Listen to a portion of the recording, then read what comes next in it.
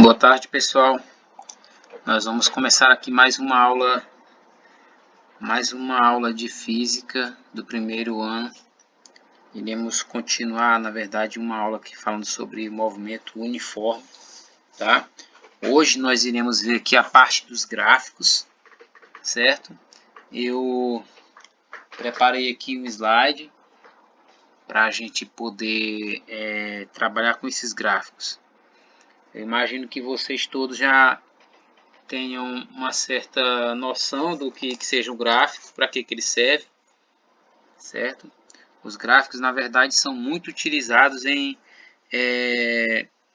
vários segmentos, né? No que se refere, por exemplo, a parte da economia, os gráficos são muito utilizados. Na matemática, os gráficos são muito utilizados. E aqui na física também nós iremos usar os gráficos para fazer um estudo de alguns movimentos, tá? A gente vai usar os gráficos para isso. Fiz aqui também os comentários. Olha, o gráfico serve para visualizar o comportamento das grandezas físicas envolvidas de uma maneira fácil e rápida. Então, você observando o gráfico, você vai poder ter uma visualização mais rápida de como as grandezas físicas ali representadas elas se comportam. Através de um gráfico podemos verificar como varia uma grandeza, por exemplo, o espaço em função de outra, por exemplo, o tempo. Então a gente vai perceber que o gráfico ele vai relacionar, na verdade, ele vai demonstrar como é que uma grandeza se relaciona com outra. Isso vai ser expresso através do gráfico, certo? Nesses gráficos que nós iremos estudar aqui na física, nós vamos adotar aí o sistema de eixos cartesianos ortogonais, que justamente para facilitar o entendimento de vocês, é o mesmo sistema que o professor ou a professora de matemática de vocês utiliza também.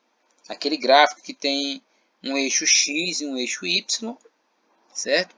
Os valores das grandezas envolvidas são colocados utilizando uma escala adequada para cada eixo.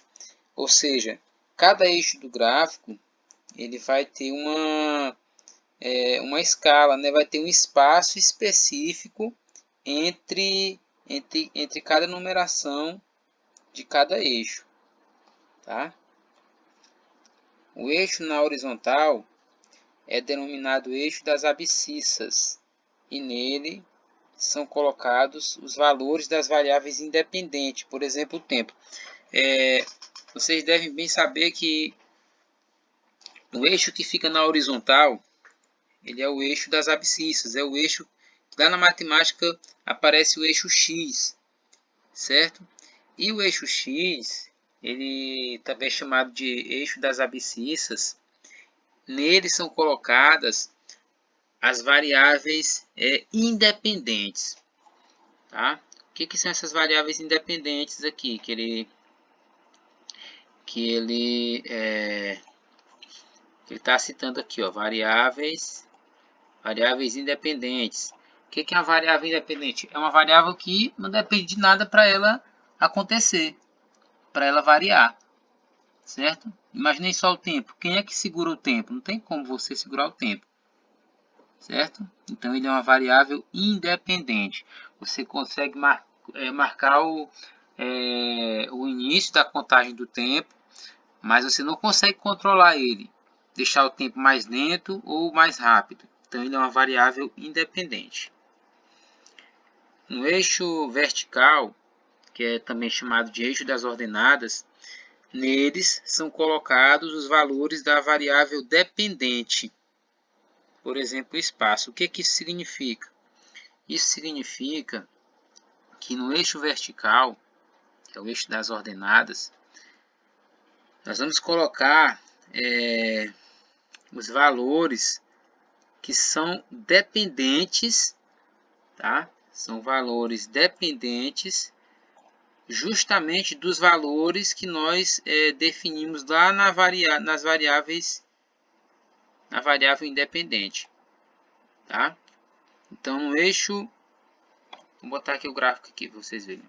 Então, aqui, olha, no eixo X, nós vamos colocar os valores da variável independente. Por exemplo, o tempo, certo?